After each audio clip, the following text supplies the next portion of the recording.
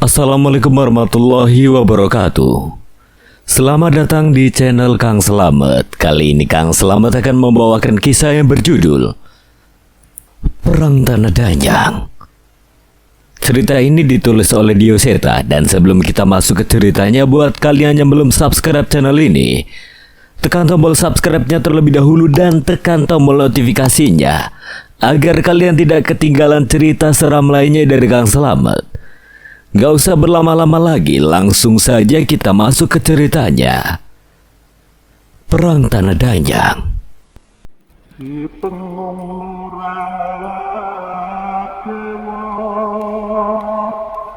dan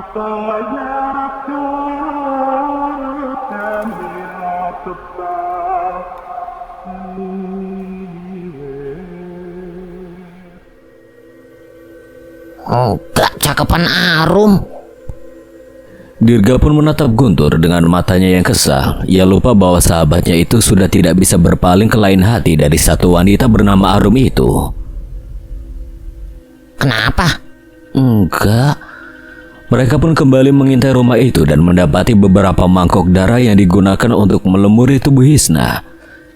Dan ritual itu dilakukan oleh Pak D-nya sendiri. Setelah menyelesaikan ritual itu, sosok yang dipanggil Pak D dan orang-orang suruhannya bersiap pergi meninggalkan gubuk itu. Jangan tinggalin aku sendiri. Dirga dan Guntur buru-buru bersembunyi saat orang-orang itu meninggalkan gubuk. Ia mengawasi apa yang akan terjadi pada perempuan itu setelahnya. Nggak langsung kita tolong saja. Kalau kita tolong, nggak akan tahu makhluk apa yang akan menjemput perempuan itu. Berarti kita harus cepat, nggak boleh lengah sedikit pun saat makhluk itu datang. Guntur pun mengangguk setuju. Mereka mengawasi gubuk itu hingga matahari terbenam. Suara teriakan Hisna sudah berubah menjadi isak tangis yang lirih. Tolong, siapa saja tolong, aku masih ingin hidup. Dirga dan Guntur kasihan mendengar tangisan itu, namun tujuan mereka lebih besar dari itu. Sebelum menolong Hisna, mereka harus mengetahui lebih dulu makhluk apa yang akan mendatangi perempuan yang ditumbalkan itu. Dalam keheningan, mereka menanti sosok apa yang akan mendatangi perempuan itu. Hanya suara rintihan dan serangga hutan yang terdengar di sana. Dirga. Guntur berbisik pada Dirga saat menyadari sesuatu. Ada bayangan hitam yang mendekat ke arah bangunan itu. Perlahan mulai terdengar suara keramaian mendekat. Dirga dan Guntur benar-benar tidak bisa menebak apakah yang mendekat itu. Di tengah kebingungannya itu, tiba-tiba Dirga terjatuh di tanah. Dirga, kenapa? Ini, tekanan ini. Dirga merasakan tekanan yang mengerikan dari sosok yang mendekat. Guntur merasakan hal yang sama, namun ia tahu Dirga merasakan sesuatu yang lebih pekat yang tidak dapat ia rasakan. Tarian. Sosok itu menari-nari sambil mendekat ke gubuk tua itu. Dirga dan Guntur mulai bisa melihat sosok itu dan dalam waktu cepat, gubuk itu sudah dikelilingi makhluk-makhluk cacat buruk rupa yang mencoba menari dengan anggun. Ini pemandangan mengerikan. Gumam Guntur. Ia sudah mengikatkan tasbih pada tangannya, bersiap akan apapun yang terjadi. Mereka hanya menyambut sosok yang sebenarnya baru akan muncul. Entah berapa lama mereka menyaksikan makhluk itu menari-nari, sebuah tarian di tengah malam yang memancing kutukan di sekitarnya. Seolah mereka sedang membuka jalan untuk sosok yang agung. Dirga, hati-hati. Mereka menyadari ada sosok yang mendekat. Dari tempat mereka saja, keberadaan sosok yang belum diketahui wujudnya itu sudah memberikan tekanan yang luar biasa. Sampai sosok seorang nenek tua yang membawa tongkat muncul dari dalam kegelapan. Ia berjalan perlahan mendekati gubuk itu. Itu Tidak, yang membuatku cemas bukan nenek tua itu. Dirga menoleh ke segala arah, dan di tengah kecemasannya ia tersadar ada sesuatu yang tidak dapat mereka lihat di samping nenek tua itu. Harimau. Guntur mencoba mencari apa yang Dirga maksud dan menemukan hal yang sama. Harimau besar berbulu hitam dengan bekas luka di wajahnya. berjalan berdampingan dengan nenek tua itu. Gila, makhluk apa itu? Itu bukan wujud sebenarnya. Ia mulai ragu apakah mereka bisa melawan mereka untuk menolong tumbal di gubuk tua itu. Pergi lepaskan. Wajah Hisna benar-benar pucat saat makhluk-makhluk buruk rupa itu menariknya keluar dari gubuk. Ia benar-benar ketakutan. Wajahnya yang berlumuran darah itu kini berhadapan dengan nenek tua dan makhluk berwujud harimau besar itu.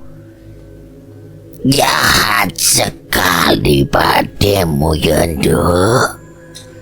Nenek itu tersenyum memamerkan gigi-giginya yang hitam. Namun sebelum nenek itu menyentuh Hisna, pecahan keris dasar sukma dirgam melayang dan menancap tepat di tanah di hadapan Hisna. Suara dentuman terdengar bersama petir yang menyambar pepohonan di belakang makhluk-makhluk itu. Setan-setan penari itu terlempar. Nenek tua itu terlihat geram dengan kejadian itu. Mereka menghampiri tempat itu, namun tidak menemukan apapun, dan saat mereka kembali, Hisna sudah tidak ada lagi di tempatnya. Kamu yakin kita bisa kabur, Tur? Tanya Dirga yang melindungi Guntur dari belakang. Mereka terus berlari menjauh dari gubuk itu. Aku lebih baik yakin kita berhasil melarikan diri dibandingkan mengalahkan mereka. Kalian siapa? Hisna yang setengah bingung melihat tiba-tiba ada dua pemuda yang membawa dirinya pergi. Kini Guntur menggendong Hisna di punggungnya dan berlari secepat mungkin. Bicaranya nanti saja. Aku harus menghemat nafasku dulu saat ini. Guntur benar-benar cemas dengan keadaan mereka. Makhluk-makhluk itu bukanlah sosok yang bisa mereka hadapi berdua. Mereka menebak setidaknya mereka membutuhkan kekuatan pendekar jagat Segoro Demit untuk bisa seimbang dengan makhluk-makhluk itu. Mengetahui hilangnya Hisna dari hadapan mereka, nenek tua itu geram. Ia berteriak dengan suara paraunya hingga makhluk-makhluk yang menari itu berhenti dan berlutut di hadapan dirinya. Cari, bawa pembuat onar itu ke sini. Tunggu. Tiba-tiba sosok harimau berbulu hitam itu berbicara. Suaranya begitu tegas dan menggema. Nenek itu tiba-tiba menunduk hormat pada harimau itu. Harimau itu mendekat ke arah pecahan keris dasa sukma yang mulai menghilang. Ia menatapnya dengan jeli seolah begitu mengenalnya. Cari pemilik keris ini. Beritahukan padaku saat kalian menemukan mereka. Ada apa, Tuan Singogalu? Mengapa tidak kita habisi saja mereka? Jangan lukai mereka, Nyai. Keris itu milik tuanku jika memang dia keturunan terpilih dari Dharma Wijaya. Aku harus bertemu sendiri dengannya. Ucap sosok bernama Raden Singogalu itu memastikan pada nenek tua. Mendengar perkataan tuanya, nenek itu tersenyum dengan giginya yang hitam. Ia seolah merasakan gejolak yang dirasakan tuanya itu. Baik, Tuan. Apa ini artinya ramalan itu sudah dekat? Raden Singogalu mengangguk. Kita persiapkan semua kekuatan yang kita punya. Perang besar akan segera tiba. Rombongan makhluk itu pun pergi menghilang dalam kegelapan. Di balik hutan terlihat tubuh seekor ular yang begitu besar yang sebelumnya sudah mengincar gubuk itu. Tubuh ular itu sudah tak bernyawa dengan luka cakaran yang membelah tubuhnya menjadi beberapa bagian.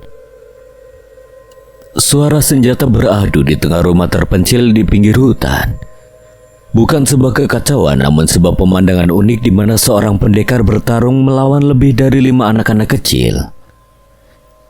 Eyang, ini jurus kodok terbang dari Bukit Nesrapa. Seorang anak melakukan sebuah gerakan lucu sambil mengayunkan tongkat kayunya yang panjang. Hei Kertasukma, mana ada kodok bisa terbang? Ucap pendekar itu sambil tertawa dan menghindarinya. Dia memang hobinya gitu, Eyang Daryana. Ngasih nama jurusan aneh tapi gerakannya gak jelas. Tawa Purbawengi yang masih mencari celah untuk menyerang Daryana dengan sebuah senjata pisau di tangannya.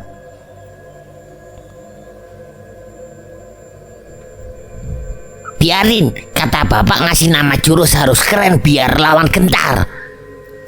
Beberapa pukulan sekaligus menjatuhkan anak-anak yang mengepung Daryana. Aduh, sakit Eyang. Keluh Wirabumi yang terjatuh merasakan pukulan paling keras di antara yang lainnya. Namun dengan segera Daryana mengulurkan tangannya. Maaf yang sengaja, karena kelak kamulah yang akan menjadi pelindung mereka semua. Wirabumi tak mengeluh. Ia berdiri dengan bangga mendengar ucapan Eyang Daryana. Eyang kebanggaannya itu, mereka pun berkumpul kembali ke pendopo untuk istirahat sekaligus menghabiskan waktu di sana. Itu adalah terakhir kalinya Daryana menemui cucu-cucunya. Perjalanan hidupnya membuatnya menemui wanita-wanita hebat yang mengaguminya. Keempat istri Daryana terpencar di berbagai daerah, dan dari mereka lahirlah orang tua dari Wirabumi, Kertasukmo, Purbawengi, dan keturunan Sambara yang lain. Setelah menyempurnakan ajian pemutih raga, Daryana melakukan perjalanan untuk mencari ayahnya, Widarpa Dayu Sambara. Setidaknya di umur sehatnya ia ingin melakukan perjalanan dan memastikan keadaan ayahnya yang telah lama menghilang dan tidak lagi menemuinya. Sama seperti Widarpa, kalau keberadaannya menghilang dari keluarganya, ia telah meninggalkan serpihan-serpihan kesaktiannya yang mungkin bisa akan berguna bagi keturunannya kelak. Sebelum dirinya menua, Daryana berniat untuk mengamalkan ilmunya serta menemukan ayahnya itu. Kerajaan Indrajaya telah menjelma menjadi salah satu kerajaan terbesar di tanah Jawa. Bukan karena penaklukan brutal, melainkan karena aliansi strategis yang dibangun oleh Raja Indrajaya. Setiap kerajaan di sekitarnya, baik besar maupun kecil, menghormati perjanjian yang dibuatnya. Tidak ada satupun yang berani menentang, meskipun Indrajaya tidak pernah menghunuskan pedang ke dalam deklarasi perang. Ketakutan itu berakar bukan hanya dari kekuatan diplomatiknya, tapi dari kekuatan tersembunyi yang dijaga rapat oleh sang raja. Di balik dinding-dinding istana yang megah tersembunyi pasukan-pasukan elit yang jarang terlihat di medan perang. Pendekar-pendekar tanpa nama yang tidak pernah tercatat dalam sejarah, namun kehebatannya terkenal di seluruh negeri. Orang-orang berbisik bahwa mereka adalah pelindung bayangan, siap untuk muncul kapan saja demi menjaga kedamaian kerajaan. Ratusan kerajaan kecil yang pernah berdiri di tanah Jawa kini telah terseleksi secara alami. Sebagian ditaklukkan oleh kekuatan yang lebih besar, sementara yang lain memilih bergabung, menyatu dalam aliansi yang mendominasi wilayah. Seiring waktu, peperangan yang dahulu menjadi rutinitas mulai mereda. Kerajaan-kerajaan telah menemukan cara untuk memenuhi kebutuhan mereka sendiri. Perdagangan meluas, kepercayaan baru masuk, mengajarkan perdamaian dan harmoni. Tanah Jawa berubah menjadi tempat yang damai, namun seperti pepatah lama, tiada yang abadi di bawah langit. Kedamaian seperti segalanya hanyalah fase sementara. Perdamaian bertahan terlalu lama, bencana mulai mengintai dari balik bayang-bayang, dan itulah yang sedang terjadi.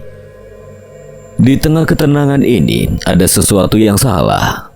Tak terucapkan, tapi terasa. Angin yang bertiup lembut di pagi hari terasa sedikit lebih dingin, dan malam-malam mulai terasa lebih panjang dari biasanya. Para tetua di desa-desa terjauh dari ibu kota mulai berbicara dalam bisikan, seolah mendengar sesuatu yang orang lain tidak dapat dengar. Desas-desus kecil menyebar tentang pertanda-pertanda ganjil, sungai yang tiba-tiba mengering, hewan-hewan ternak yang menghilang tanpa jejak, dan bayangan-bayangan gelap yang terlihat di kejauhan. Penduduk kerajaan mungkin belum menyadari, tapi para prajurit dan pengawal kerajaan mulai memperhatikan. Mata mereka yang terlatih dapat melihat bahwa sesuatu sedang berubah. Mereka merasakan ketegangan yang mengendap di udara. Sesuatu yang tidak bisa mereka jelaskan, namun jelas terasa. Raja Indrajaya meskipun tenang di permukaan juga mengetahui ini. Di malam-malam tertentu, ia terlihat menghabiskan lebih banyak waktu di aula dalam, berbincang dengan orang-orang kepercayaannya. Ketenangan Indrajaya kini terasa seperti ketenangan sebelum badai. Dan badai itu, meski belum terlihat, namun semakin mendekat. Suasana di aula dalam istana Indrajaya terasa pekat dengan ketegangan. Cahaya obor yang berpendar di dinding-dinding batu memberikan bayangan-bayangan gelap yang seolah menari-nari bersama rasa cemas yang tak terucap. Di tengah aula, sosok-sosok tua dan berwibawa duduk dengan wajah serius, menunggu dengan sabar instruksi dari sang raja. Mereka semua dikumpulkan di sini atas titah Raja Indrajaya. Namun tidak ada satupun dari mereka yang benar-benar tahu apa yang sedang dipersiapkan. Saat pintu istana perlahan terbuka, suasana menjadi semakin berat. Sosok seorang pria muda dengan langkah hati-hati namun penuh percaya diri masuk ke dalam aula. Meskipun ragu sejenak, tatapan hormat para tetua tertuju padanya. Mereka tahu siapa dia. Ananda hadir, ayahanda.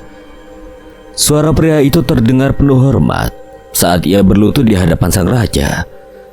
Raja Indrajaya yang duduk di singgasananya dengan postur yang semakin menua namun tetap memancarkan wibawa, menatap anaknya dengan mata tajam namun penuh harapan. Bangun Ramajaya. Sudah. Kau sudah mengerti apa yang sedang terjadi, bukan? Ramajaya berdiri perlahan menahan napas sesaat. Sudah ya. Saya siap menerima perintah.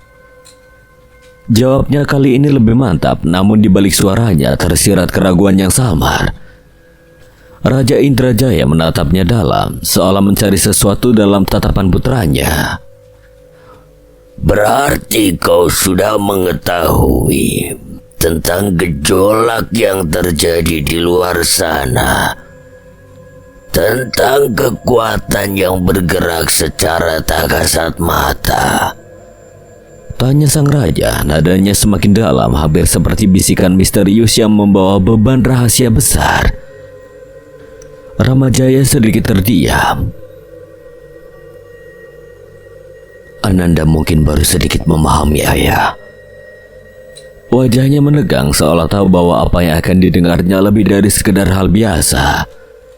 Raja Indrajaya mendesah panjang lalu memalingkan pandangannya ke arah para tetua yang menunggu di sekitarnya. Sudah waktunya kau tahu, Ramajaya. Di balik kedamaian yang kita nikmati selama ini, hal-hal yang janggal dan tidak terjelaskan terus muncul. Desa-desa yang hilang dalam semalam, penemuan sisa-sisa ritual gelap dengan tumbal yang tidak bisa dijelaskan, dan bencana yang seolah muncul tanpa peringatan, membawa wabah yang membinasakan. Ramajaya menelan ludah. Ia tahu beberapa dari hal itu, tapi tidak menyadari betapa seriusnya situasi ini. Tempat-tempat itu, mereka jauh dari pusat kerajaan, bukan? Benar. Tempat-tempat yang tersembunyi yang masih bergantung pada alam dan ritual kuno. Tapi itu bukan kebetulan. Ada sesuatu yang bergerak di bawah permukaan, Ramajaya. Sesuatu yang tidak bisa kita lihat namun meresahkan mereka yang peka terhadap alam dan keseimbangannya. Ramajaya merasa jantungnya berdegup kencang. Jadi apa yang harus kita lakukan, ayah? Sebelum Raja Indrajaya menjawab, salah satu tetua dengan wajah penuh keriput namun mata yang masih tajam berbicara pelan namun penuh makna. Kami percaya ini bukan sekedar fenomena alam. Ada kekuatan yang lebih tua dari yang kita kira. Dan mereka mulai bangkit. Kita harus bersiap sebelum semuanya terlambat. Suara tetua itu seperti bayangan kelam yang menjalar ke seluruh aula. Membuat suasana semakin mencekam. Ramajaya merasakan nafasnya sedikit terputus. Namun ia menahan diri untuk tidak menunjukkan ketakutannya. Di aula megah istana Indrajaya, keheningan terasa menekan. Wajah-wajah para tetua tampak tegang. Mereka menunggu keputusan besar yang akan mengubah nasib kerajaan. Raja Indrajaya dengan tubuh yang semakin menua namun masih memancarkan wibawa memecah keheningan dengan suaranya yang dalam. Sudah saatnya Ramajaya. Saatnya kamu menggantikan posisiku untuk memimpin kerajaan Indrajaya. Suara sang raja menggema di ruangan penuh ketegasan. Ramajaya yang berdiri di depan ayahnya terkejut, wajahnya seketika pucat. Ananda tidak berani, ayah. Baswara lah yang pantas menduduki tahta ini. Tambahnya dengan tegas, suaranya penuh rasa hormat dan penolakan. Para tetua di sekeliling mereka saling bertukar pandang dan menghela napas berat. Mereka semua tahu bahwa Baswara, kakak Ramajaya, telah berjuang keras demi kerajaan ini. Prestasinya tidak terbantahkan, dan banyak yang percaya dia lebih layak menjadi raja. Tiba-tiba suara keras terdengar seperti benda jatuh membentur lantai. Semua mata tertuju pada sudut aula. Tanpa melewati pintu utama, sosok Baswara muncul berjalan dengan langkah tegap dan penuh percaya diri. Di langit-langit beberapa ekor kera melompat turun, mengikuti Baswara seolah menandakan kehadirannya yang tidak biasa. Ini keadaan darurat, Ramajaya. Bisa-bisanya kau menolak permintaan ayahanda. Suara Baswara terdengar lantang, tajam. Ramajaya menoleh, matanya membelalak. Kau sudah ada di sini sejak tadi. Ramajaya tergagap, kaget dengan kemunculan mendadak kakaknya itu. Menyadari keberadaanku saja kau tidak mampu. Matanya menyipit dengan tatapan meremehkan. Dia berjalan mendekat seolah memancarkan aura kekuatan yang menggetarkan. Ramajaya terduduk merasa kalah sebelum mulai. Itulah mengapa Mas Baswara lebih pantas memimpin kerajaan ini. Kerajaan Indrajaya butuh pemimpin yang kuat dan itulah dirimu. Tiba-tiba Baswara melempar sebutir kacang yang tepat mengenai kepala Ramajaya. Aduh. Ramajaya meringis sementara Baswara tertawa kecil. Kerajaan ini memang pantas mendapatkan pemimpin terbaik. Ucap Baswara, suaranya dipenuhi rasa bangga. Raja yang lebih bijak dan lebih kuat daripada ayahanda. Ramajaya memandang Baswara penuh kebingungan. Kalau begitu, kenapa Mas Baswara tidak menduduki tahta? Dengan langkah mata, Baswara mendekat dan menepuk pundak Ramajaya. Tatapan matanya melunak, tapi suaranya tetap penuh keyakinan. Karena kita berdua, Ramajaya, akan memimpin kerajaan ini. 2 raja untuk 1 kerajaan. Ramajaya terdiam, menatap kakaknya dengan ekspresi terkejut. Raja yang memimpin dan raja yang melindungi. Aku akan menjadi pelindung kerajaan, melindungi kerajaan dari bawah sana. Dan adikku yang bijaksana ini akan menduduki tahta dan menjadi pemimpin yang membawa kerajaan menuju kejayaan. Kata-kata Baswara bergema di dalam hati Ramajaya. Sesuatu dalam dirinya mulai menerima kebenaran itu. Baswara dengan keahlian tempurnya dan hubungan eratnya dengan dunia luar memang pantas menjadi pelindung, sementara ia, Ramajaya, telah mewarisi pengetahuan dan kebijaksanaan dari ayahnya. Bagaimana Ramajaya? Sudahkah kau siap untuk mengambil keputusan? Ramajaya diam sejenak, lalu dengan tangan bergetar ia melepaskan keris dari pinggangnya. Ia menyerahkan keris itu kepada Baswara, tatapan matanya penuh keyakinan. Aku bersumpah akan memimpin kerajaan ini dengan bijak. Jika satu saat aku menyimpang dari jalan kebenaran, aku akan memintamu untuk mencabut nyawaku. Ucap Ramajaya dengan tegas, matanya menatap kakaknya dengan sungguh-sungguh. Baswara menerima keris itu dengan anggukan pelan, lalu tersenyum tipis. Para tetua dan Raja Indrajaya memandang adegan itu dengan rasa bangga dan penuh keyakinan. Bagus. Kita akan persiapkan serah terima kekuasaan dalam waktu dekat. Ia berjalan mendekati anaknya, meletakkan tangannya di bahu Ramajaya. Tapi ingat Ramajaya, harus ada yang menjaga kerajaan ini sementara kami menyelidiki bencana yang telah lama kita abaikan. Mendengar itu, Ramajaya langsung berubah ekspresi, wajahnya dipenuhi kecemasan. Tunggu, ayah, apakah ayah akan meninggalkanku memimpin seorang diri? Ini terlalu cepat. Daryana sudah bergerak. Kali ini kami tidak akan membiarkan dia berjuang seorang diri menghadapi bencana ini. Bencana bukan sesuatu yang bisa dihadapi oleh satu manusia. Bahkan satu kerajaan yang kita hadapi adalah makhluk-makhluk abadi.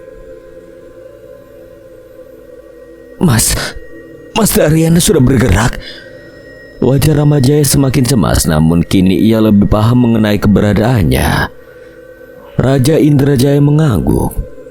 Setidaknya kau harus menahan bencana ini sampai waktunya orang-orang yang mampu menghentikannya ada di alam ini. Saya mengerti, ayah. Raja Indrajaya tersenyum tipis, lalu menenangkan anaknya itu. Tenang Ramajaya, akan ada yang mendampingimu. Seseorang yang tak kalah hebat dari kalian berdua. Siapa, ayah? Jika ayah sampai berkata demikian, pasti dia bukan orang biasa. Raja Indrajaya mengangguk perlahan. Dia adalah anak dari seorang raja yang memilih meninggalkan tahtanya. Pangeran dari Prabu Arya Dharmawijaya akan mendampingimu. Mendengar nama itu, seluruh kecemasan di benak Ramawijaya lenyap. Wajahnya berubah dan tekadnya semakin bulat. Jika demikian, ayah, saya terima kehormatan ini, ucapnya dengan keyakinan baru yang membara. Beberapa puluh tahun kemudian, Sastro, jangan main jauh-jauh, Yole. teriak ibunya dengan nada cemas. Tatapannya mengikuti langkah putranya yang dijemput oleh Jaka, teman sebayanya. Nggih, Bu. Tangan ibunya mengenakan sandal dengan tergesa. Sastro dan Jaka segera berlari menuju tempat yang sudah mereka rencanakan. Rasa penasaran mereka semakin memuncak. Jaka sudah membawa tas kain kecil yang terlihat berat, penuh dengan peralatannya ia persiapkan. Jadi ke sana. Jadi tapi ibumu bilang nggak boleh main jauh-jauh kan? Sahut Jaka dengan nada menggoda. Kalau main nggak boleh jauh, tapi kalau jalan-jalan kan boleh. Jaka hanya tertawa kecil sambil menepuk pundak sahabatnya. Bisa aja kamu. Mereka berjalan ke pinggir desa melewati ladang lalu menuju hutan. Di sanalah saat berburu tupai. Mereka menemukan jalan yang membuat jantung mereka berdebar. Sebuah candi kecil berbentuk gapura muncul di tengah-tengah ilalang, ditutupi tanaman liar seolah terlupakan oleh waktu. Kamu yakin gak ada demit di sini? Yakin gak? Makanya kita ke sana siang-siang. Pokoknya jangan takut. Kalau kamu takut toh, aku ikut takut. Iya, aku gak takut, Jak. Dengan tekad bulat, mereka menerobos ilalang tinggi yang menyelimuti jalur itu. Semakin dalam mereka masuk, cahaya matahari seolah memudar, tertelan dedaunan rimbun yang semakin menutup di atas kepala mereka. Sungai kecil yang menderu di kejauhan terdengar menakutkan, seperti ada sesuatu yang mengawasi mereka dari gelapnya hutan. Hati-hati, Cok. Ini udah makin gelap. Tenang, aku bawa botol sama minyak tanah. Jaka menepuk tas kainnya dengan percaya diri, membuat Sastro merasa sedikit tenang. Namun jauh di lubuk hatinya, ia mulai merasakan ketidakberesan. Lalu di depan mereka muncul bayangan reruntuhan. Bangunan itu setengah tersembunyi oleh akar-akar besar dan pohon liar yang membelitnya. Ada sesuatu yang tidak wajar. Ini apa? Jaka mengerutkan kening, suaranya mulai berbisik seolah takut ada yang mendengar. Sastro melangkah lebih dekat, matanya tak lepas dari reruntuhan yang tertutup tanaman. Ini bukan candi. Ini bangunan. Ini bangunan besar seperti keraton. Dengan hati-hati mereka menyingkirkan dedaunan dan ranting yang menghalangi. Tanaman-tanaman itu tampak seperti sengaja tumbuh untuk menutupi bangunan ini, seolah menyembunyikan sesuatu yang tidak boleh dilihat oleh siapapun. Lihat deh, tanaman ini gak tumbuh sembarangan. Maksud kamu, Tro? Jaka mendekat, matanya menyipit saat melihat akar-akar yang meliuk dengan aneh di sekitarnya. Pohon-pohon ini seperti sengaja melilit bangunan. Ini bukan tumbuh alami, seperti ada sesuatu yang menutupi tempat ini. Mata Sastro mulai berkeliaran, merasakan ada yang salah. Jaka terdiam sejenak, wajahnya memucat. Maksud kamu bangunan ini sengaja disembunyikan?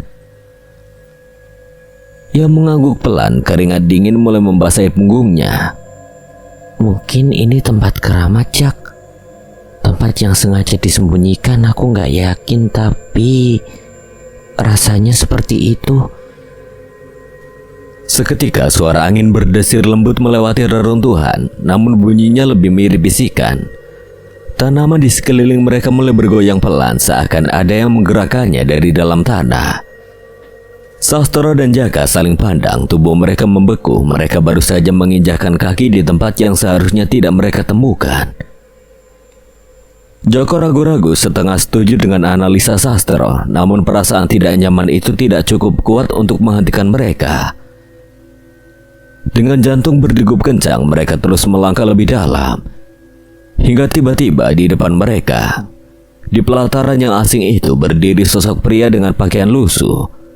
Robek-robek, matanya kosong dan tubuhnya sedikit bergetar. Itu orang kan? Iya, aku juga melihat. Sastro sama gemetarnya dengan Joko, tubuhnya mulai berkeringat dingin. Pria tua itu berbalik perlahan, suaranya tiba-tiba menggema dalam keheningan hutan. Apa yang kalian lakukan di tempat ini? Pergi segera. Suara penuh amarah dan panik dari pria tua itu membuat kedua anak itu terpaku di tempat. Pergi, nyawa kalian dalam bahaya. Suaranya semakin tinggi, penuh teror, membuat bulu kuduk mereka berdiri. Tatapan pria itu menyala-nyala seperti ada sesuatu yang sangat buruk di tempat ini. Tapi sebelum mereka sempat bereaksi lebih jauh, suara dentuman keras terdengar dari dalam bumi, menggelegar seperti gempa kecil. Burung-burung berterbangan, hewan-hewan di hutan berlarian panik. Tanah di sekitar mereka mulai retak, udara tiba-tiba berubah menjadi panas menyengat. Dari tanah yang retak, api muncul mendadak, nyala api yang membara menyembur dari bawah tanah, seolah tempat itu tersentuh oleh neraka. Joko dan Sastro mundur dengan ngeri, kaki mereka gemetar, keringat bercucuran. Tolong, apa ini? Teriak Joko, nafasnya tercekat di tenggorokan. Lari, cepat lari, Jok. Sastro menjerit, mereka segera berlari menghindari pilar-pilar api yang muncul satu persatu di sekitar mereka. Langkah kaki mereka goyah, terhuyung, namun mata mereka tidak bisa lepas dari pemandangan mengerikan itu. Mencari pria tua tadi, mereka terkejut. Pria itu kini berdiri di atas reruntuhan tinggi, dikelilingi oleh api yang menyala liar. Matanya tertuju pada sesuatu yang mulai muncul dari kobaran api terbesar. Itu apa? Sastro bergidik melihat sosok yang mulai terbentuk dari arang rapuh yang menyerupai tubuh manusia. Tapi tidak sepenuhnya. Ada kegelapan yang menguar darinya. Bukan setan, itu bukan setan. Lebih dari itu. Panas semakin menyengat, pohon-pohon di sekitar mulai terbakar. Asap menyesakkan dada mereka. Sastro tersengal-sengal, pandangannya kabur. Kita akan mati di sini, Jok. Sastro mengeluh, suaranya semakin lemah. Joko tidak menjawab. Kali ini dia benar-benar tidak tahu apa yang harus dilakukan. Namun saat mereka terpojok, tiba-tiba sebuah keris melesat, menancap tepat di tengah kobaran api terbesar itu. Pria tua tadi mulai melantunkan mantra dengan suara yang berat dan penuh kekuatan. Jagat telah lembut boten duwe wujud.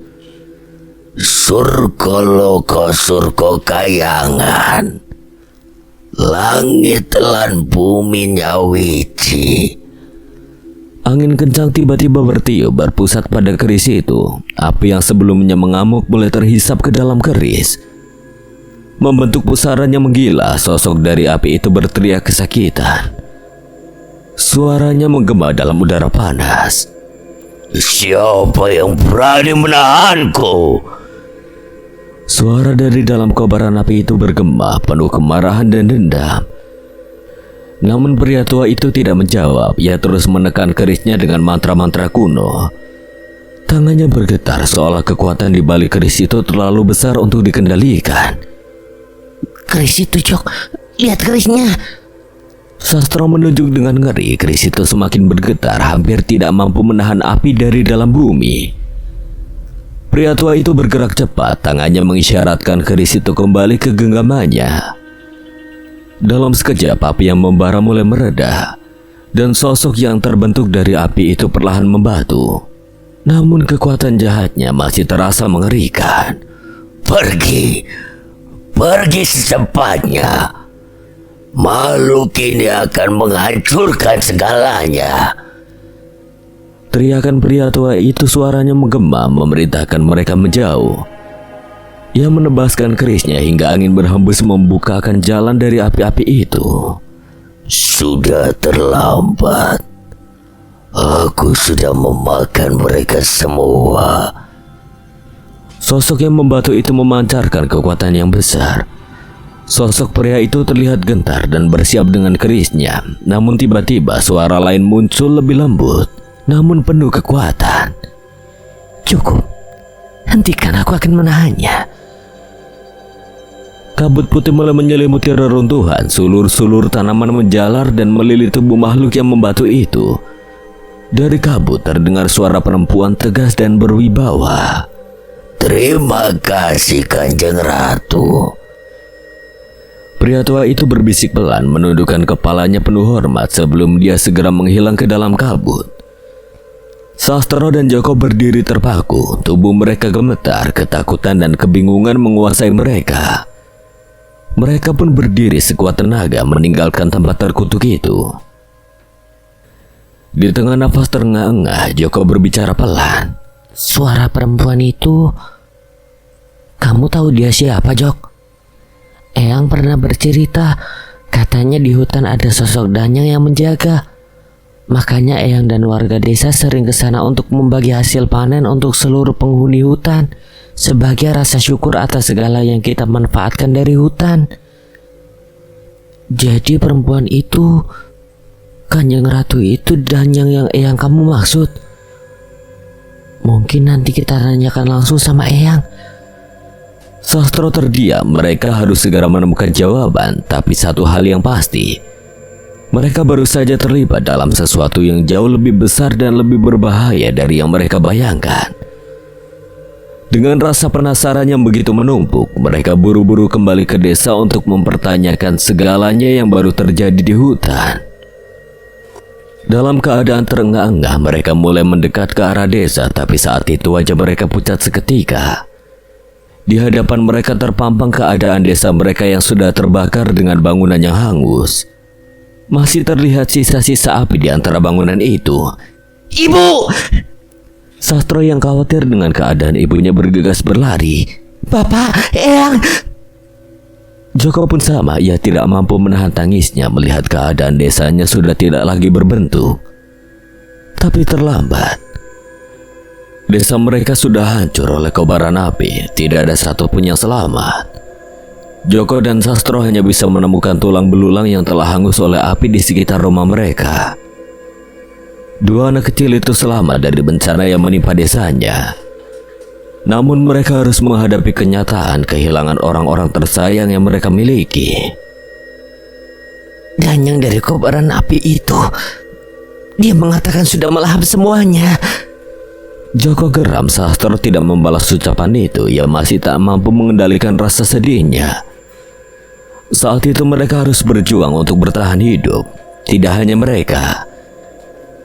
Di sisi lain pulau mulai bermunculan kobaran-kobaran dari amukan sosok-sosok yang selama ini berdiam di tanah Jawa. Sosok yang seharusnya menjadi bagian dari alam namun merasa pantas menguasainya. Sesuatu telah memancing amarah penguasa gaib di tanah ini. Bencana itu tiba tanpa ampun. Api melahap seluruh desa, menyisakan hanya abu dan kepulan asap hitam yang membumbung ke langit. Suara tangisan dan jeritan tertelan oleh kobaran api yang mengerikan. Kini hanya tinggal menghitung waktu sampai Prabu Agni Jagatbrata, penguasa api yang telah lama tertidur, bangkit dari kedalamannya dan menciptakan kekacauan yang lebih mengerikan. Sebuah meja kayu di tengah ruangan pecah di tengah Wirabumi. Dia duduk dengan wajah penuh kemarahan dan penyesalan yang membakar di dalam hatinya. Aku gagal. Desa itu hangus terbakar. Nafasnya berat, tangannya gemetar menahan kekecewaan. Di tengah ruangan yang gelap, Purbawangi muncul dengan langkah tenang. Bayangan tubuhnya diselimuti kebaya hitam yang ia kenakan dan kain hitam yang menutupi matanya seolah menambah aura mistis. Mas, kau sudah menyelamatkan 3 desa lainnya. Purbawangi mencoba menenangkan saudaranya yang tengah hancur. Wirabumi mendongak menatap Purbawangi dengan tatapan kosong. Raut wajahnya masih dipenuhi rasa bersalah. Kau melihat semuanya. Purbawangi mengangguk pelan, ekspresinya tetap tenang meski pandangannya tersembunyi di balik kain. Kemunculan Danyang penguasa hutan itu, aku melihatnya. Setidaknya sekarang kita tahu kita tidak sendirian dalam menghadapi ancaman ini. Kata-kata Purbawangi terasa seperti sinar harapan kecil di tengah kegelapan. Namun Wirabumi masih terlihat tegang. Benar, tapi sebelum Jagatbrata bangkit sepenuhnya, aku harus bisa menemukan sosok Danyang yang bisa mengendalikan api ini. Jika tidak, kita semua akan binasa. Wirabumi menatap keris di tangannya, keris yang telah menyerap sebagian kekuatan Prabu Agni Jagatbrata. Namun dia tahu kekuatan itu bisa saja meledak kapan saja jika tidak segera dikendalikan. Dari arah dapur, Kertasukmo muncul dengan wajah muram, membawa beberapa gelas jamu. Diminum dulu, Mas. Ia mencoba menenangkan suasana yang semakin mencekam. Mereka bertiga duduk di meja yang baru saja dirusak. Sesaat keheningan menyelimuti mereka. Jamu yang dibawa Kertasukmo mulai diminum, meskipun sedikit memberikan kelegaan di tengah kepanikan. Namun ketegangan itu tidak hilang sepenuhnya. Kertasukmo memandang Purbawangi dengan cemas, selalu bertanya dengan nada khawatir. Semeru, apa penglihatanmu tentang Mahameru itu benar? Apakah ini saatnya? Purbawangi terdiam sejenak seolah menimbang apa yang harus ia katakan. Lalu dengan suara pelan namun tegas, ia menjawab. Penglihatan itu masih terus datang, Mas. Mahameru, di sanalah awal semuanya. Wirabumi menghela nafas panjang, wajahnya semakin gelap. Sambara yang lain sudah bergerak mencari sekutu di wilayah barat. Kalau begitu berarti kita yang harus mendatangi Mahameru. Kertasukmo mengangguk singkat. Sepertinya begitu. Namun Purbawengi segera memotong dengan peringatan keras. Ingat, sesakti apapun kita tetap manusia biasa. Kita tidak bisa melawan kekuatan penguasa gaib tanah ini dalam adu kesaktian.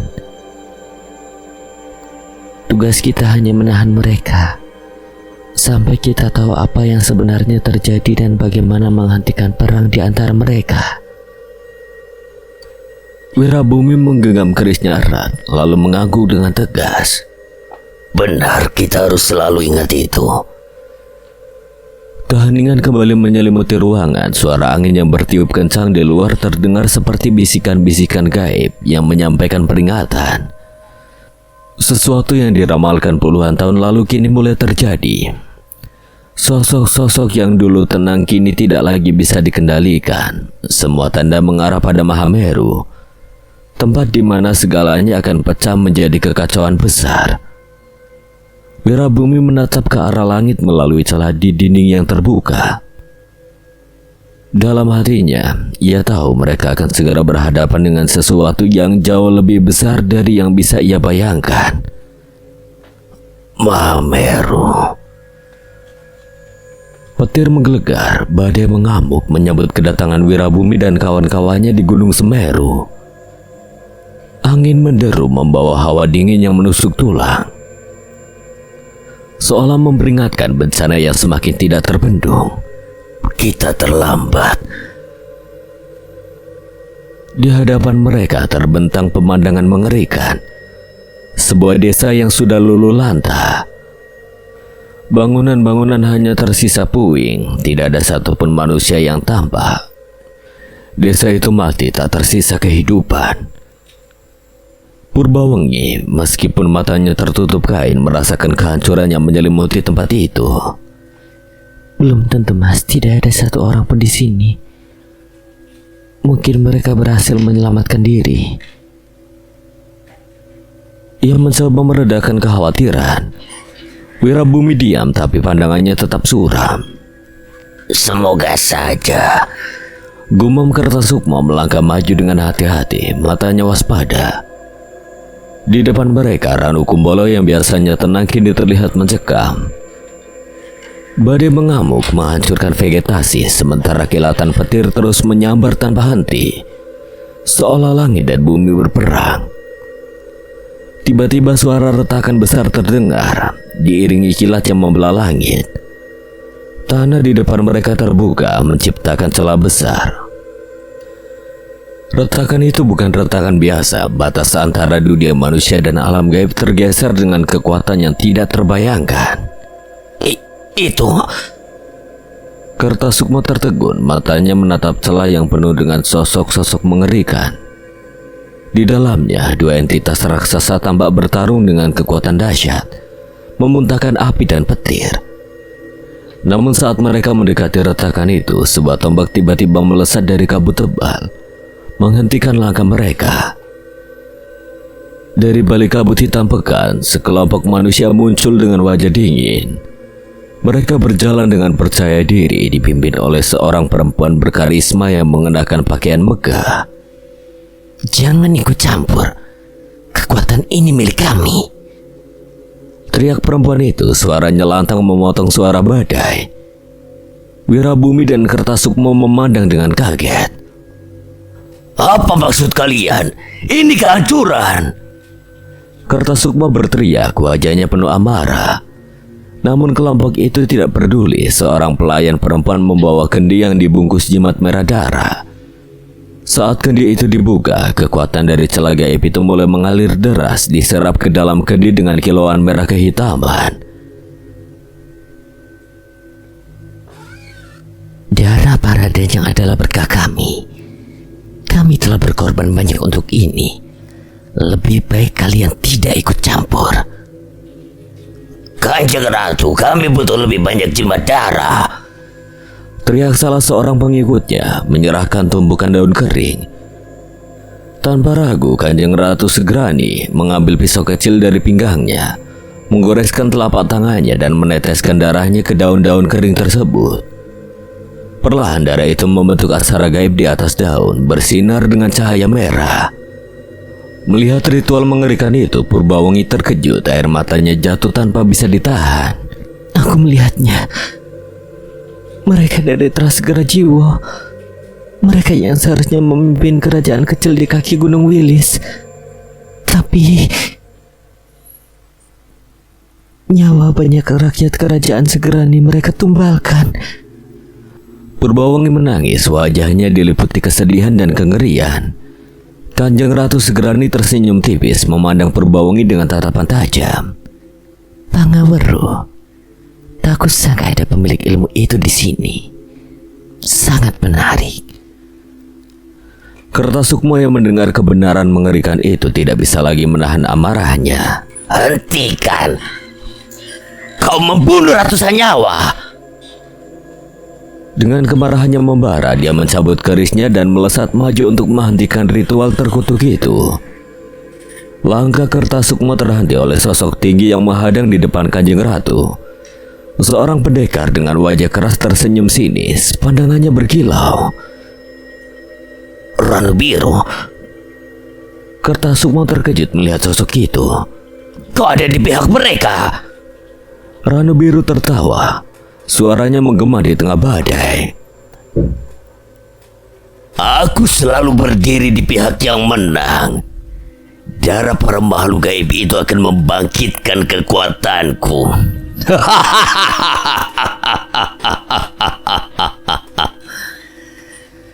Dengan satu gerakan cepat, Ranubiro mencabut pedangnya.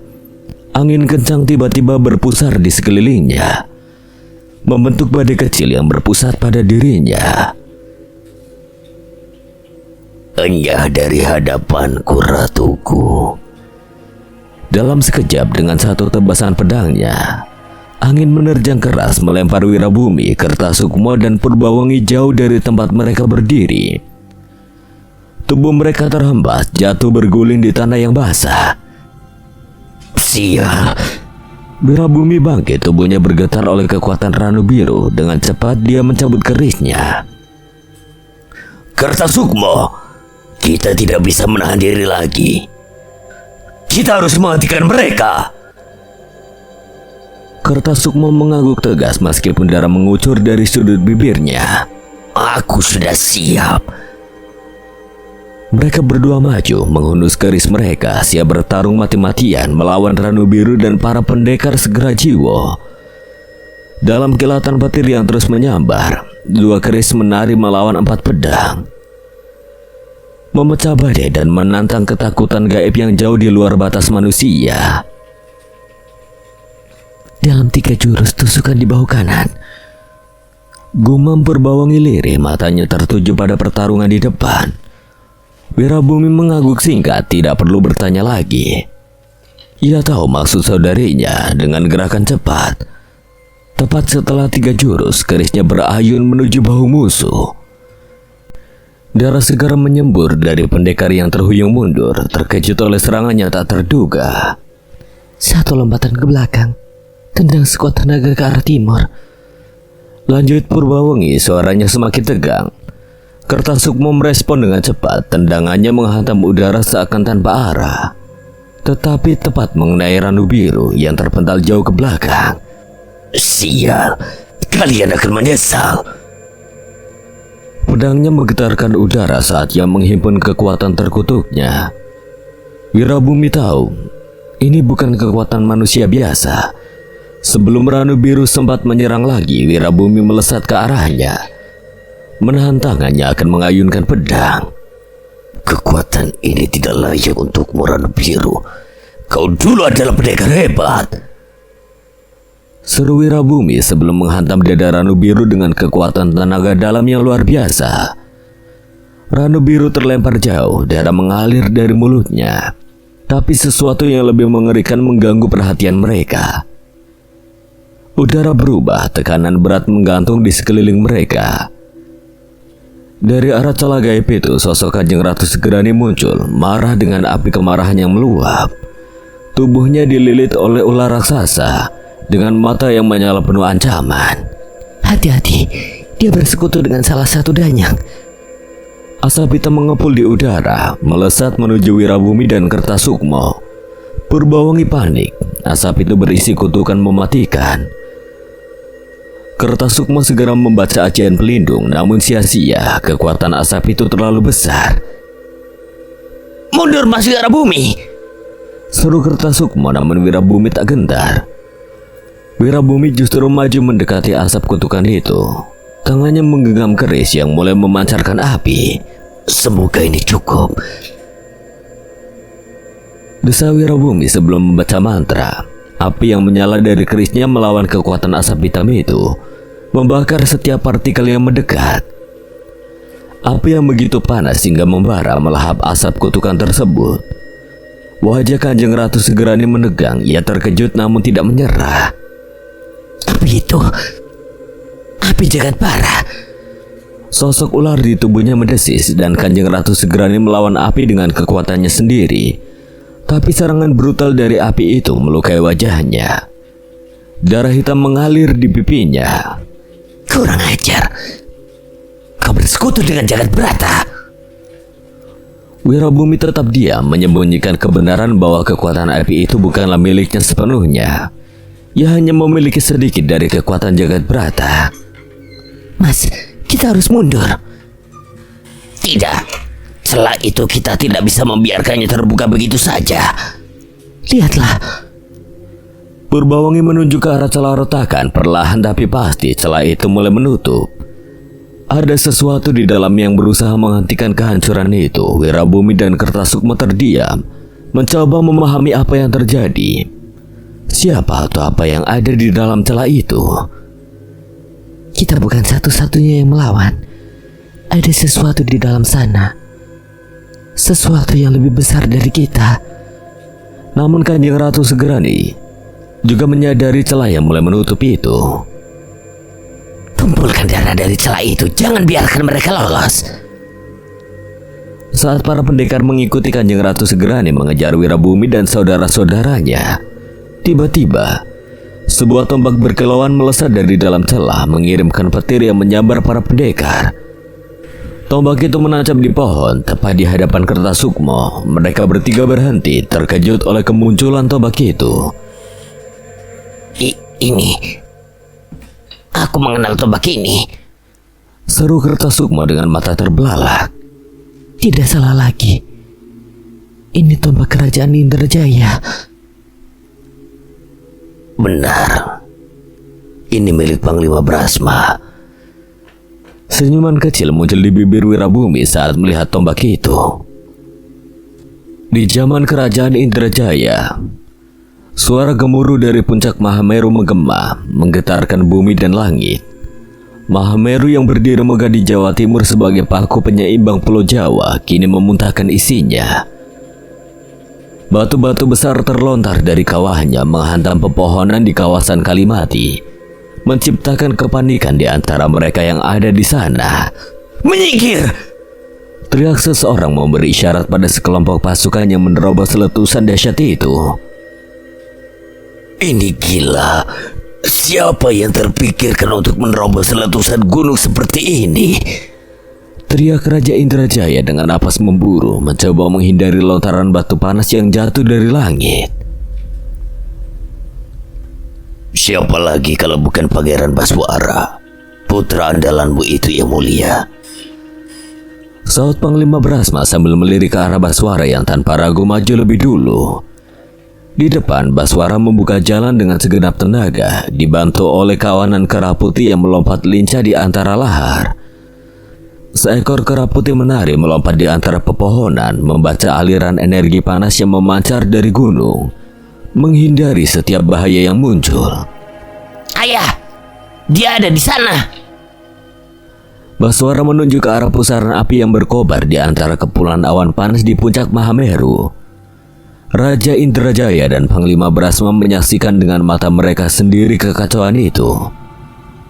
Kekuatan yang tak terkendali memutar-mutar di puncak tertinggi Pulau Jawa. Kalian kembali.